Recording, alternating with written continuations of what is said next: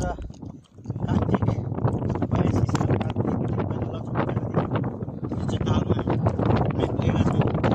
लक्ष्मीले सधैँभरि बास गरून् होइन, मनले चिताएको पुरा होस् होइन। चाँडै नै अब भाइटिका आउँदैछ, हामी पुग्नेछौँ। तिथीको पिँढीको हातबाट टिका लगाउनको लागि यहाँहरूलाई पनि आशीर्वाद दिनुहोस्। आउनुहोस्, एकचोटि घुम्नुहोस्। यस्तै छ, दुःखभित्र पनि एउटा रोमान्टिक आनन्द छ। दुःख बिना त अब संसारमा के चाहिँ प्राप्ति हुन्छ र। त्यस कारणले हामी 2 दिनको यात्रा, पैदल यात्रापछि नै आज यहाँ आइपुगेका छौँ। एकदम देख्न सक्नुहुन्छ, एकदम हिम श्रृङ्खलाहरू, ताल यहाँ वरिपरि सयौँको सङ्ख्यामा चाहिँ अब पर्यटकहरू हुनुहुन्छ। आन्तरिक प्रायः पर्यटकहरू अब तपाईँको पर्खाइमा छ यहाँ रारा ताल। अवश्य पनि अर्कोचोटि तपाईँ रारा होइन, ए सरी यो दिलिज ताल म राराको मिस्टेक भएछ। धन्यवाद।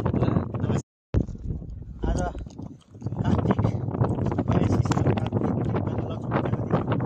लक्ष्मी तालमा हामी पुगेका छौँ। लक्ष्मीले सधैँभरि बास गरून् होइन, मनले चिताएको पुरा होस् होइन। चाँडै नै अब भाइटिका आउँदैछ, हामी पुग्नेछौँ। तिथीको पिँढीको हातबाट टिका लगाउनको लागि यहाँहरूलाई पनि आशीर्वाद दिनुहोस्।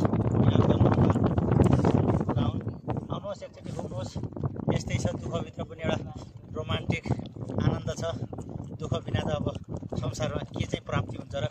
त्यस कारणले हामी 2 दिनको यात्रा, पैदल यात्रापछि नै आज यहाँ आइपुगेका छौँ।